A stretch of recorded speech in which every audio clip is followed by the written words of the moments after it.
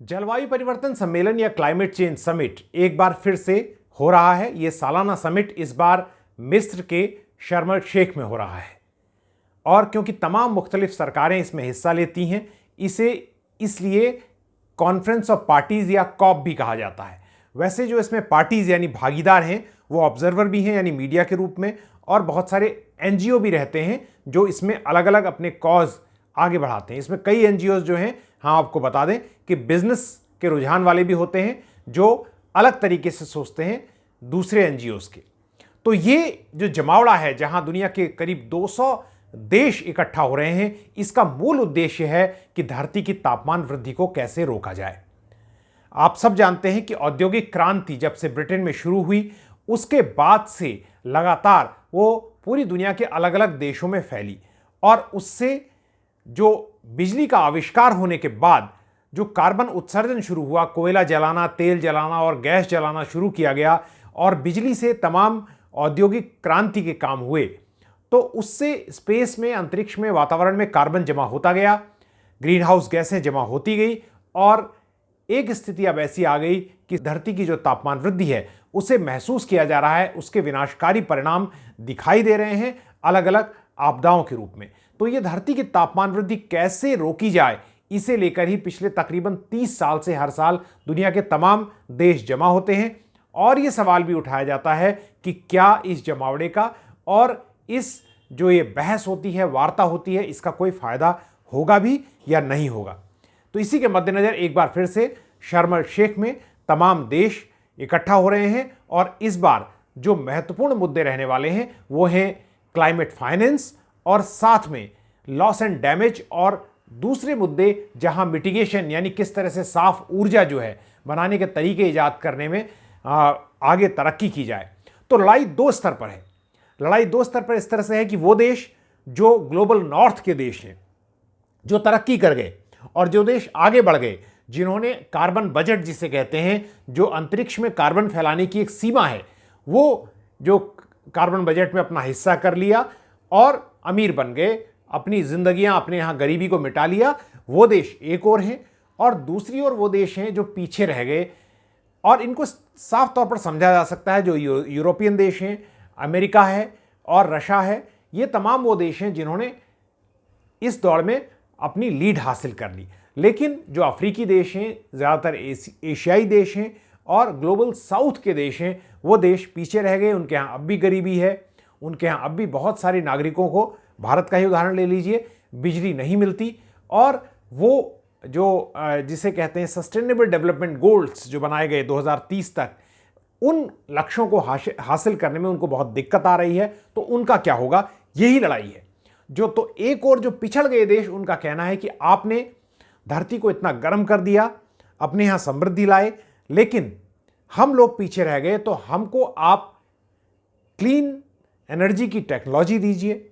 पैसा दीजिए और मिटिगेशन कैसे किया जा सकता है ये बताइए, और जो लॉस एंड डैमेज हो रहा है उसकी भरपाई कीजिए, ताकि हम भी इस जिसे कहा जाता है क्लाइमेट जस्टिस, हमें भी मिल सके। हम ये बताना चाहते हैं कि इस बारे में आपको बहुत सारे आर्टिकल मिल जाएंगे, बहुत सारी जानकारियां मिल जाएंगी, लेकिन भारत के लिए इस क्लाइमेट चेंज समिट का क्या महत्व है। भारत के लिए इस क्लाइमेट चेंज समिट का महत्व यह है कि भारत क्लाइमेट वल्नरेबिलिटी इंडेक्स यानी क्लाइमेट चेंज के कारण, ग्लोबल वार्मिंग के कारण जो आपदाएं आ रही हैं, चाहे वो आपदाएं बाढ़ हो, चाहे वो आपदाएं सूखा हो, चाहे वो आपदाएं चक्रवाती तूफान हो और किसी और तरीके से हो, सी लेवल राइज हो या ग्लेशियरों का पिघलना हो, उसमें भारत को सबसे ज़्यादा खतरा है। और इसीलिए आप अगर इंटरनेट में ढूंढेंगे और इन कीवर्ड्स को डालेंगे तो आपको पता चलेगा कि वल्नरेबिलिटी इंडेक्स में भारत बहुत ऊपर है। उसे दुनिया के शुरू के 5 सबसे ज़्यादा जो वल्नरेबल यानी संकटग्रस्त देशों में हमेशा गिना जाता रहा है। इसलिए भारत को ये ज़रूरी है कि जो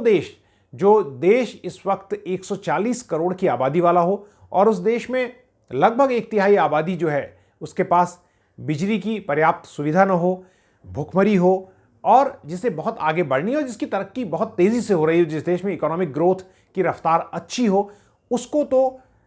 कार्बन इमिशन करना होगा, लेकिन वो साफ एनर्जी, लो एनर्जी पाथ, जिसे लो कार्बन पाथ जिसे कहा जाता है, उस लो कार्बन पाथ पे कैसे आगे बढ़ेगा। तो उसको काफ़ी हार्ड बार्गेन करना पड़ेगा टेबल पर बैठकर शर्म एल शेख में विकसित देशों के साथ। और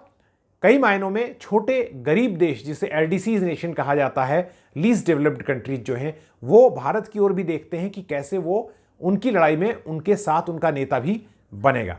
हम आपको बताएं कि इस वक्त अमेरिका और चाइना जो दो देश हैं वो सबसे ज़्यादा उत्सर्जन करते हैं। चाइना के करंट इमिशन सबसे ज़्यादा है, हालांकि वो विकासशील देशों में गिना जाता है। अमेरिका के हिस्टोरिक इमिशन बहुत ज़्यादा है। लेकिन हम भारत की बात करते हैं कि भारत भी शुरू के टॉप 5 इमिटर्स में है, लेकिन उसके इमिशन और खासतौर से पर कैपिटा इमिशन, जिस पर हम कभी किसी और कार्यक्रम में बात करेंगे कि प्रति व्यक्ति जो उनका कार्बन उत्सर्जन है वो बहुत कम है भारत का। तो भारत कहता है कि हमारे पास इतने सारे लोग हैं और हम बहुत थोड़ा कार्बन उत्सर्जन कर रहे हैं, आप लोगों के पास जनसंख्या बहुत कम है लेकिन फिर भी आप इतना ज़्यादा विलासितापूर्ण जीवन बिताते हैं कि आपका पूरा मशीनीकृत लाइफस्टाइल जो है वो बहुत ज़्यादा कार्बन उत्सर्जन कर रहा है। तो भारत की चिंताएं हैं इसके हिमालयी क्षेत्र के 10,000 छोटे बड़े ग्लेशियर, भारत की चिंता है इसकी 7,500 किलोमीटर से लंबी समुद्री तटरेखा, जहां पर 25 करोड़ लोग कम से कम जो हैं वो प्रत्यक्ष या अप्रत्यक्ष रूप से समुद्री समुद्री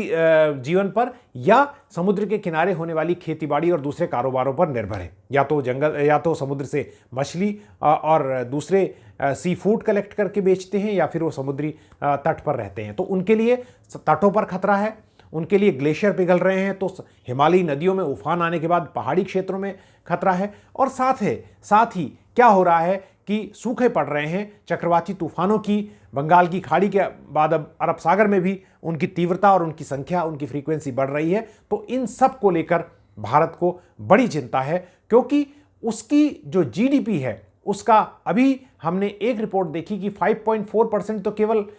हीट वेव के कारण ही उस पर खतरा आ रहा है। लेकिन भारत की जीडीपी का एक अनुमान ये लगाया गया था, अगर उसे क्लाइमेट आपदाएं न झेलनी पड़ी होती, 2070 से लेकर 2016 के बीच के आंकड़े थे, PNAS की रिपोर्ट है, इसे आप गूगल कर सकते हैं, तो भारत की जीडीपी आज जितनी है उससे 33% बेहतर होती। क्यों? क्योंकि जब आपदाएं आती हैं, जलवायु परिवर्तन जनित आपदाएं हैं, जो जिसे प्राकृतिक आपदाएं मान लेते हैं, वो आपदाएं आपको पुनर्वास के लिए खर्चा करवाती हैं, आपकी फसलें तबाह हो जाती हैं। इस बार आपने देखा कि हीट वेव और अनियमित बरसात के कारण भारत की धान की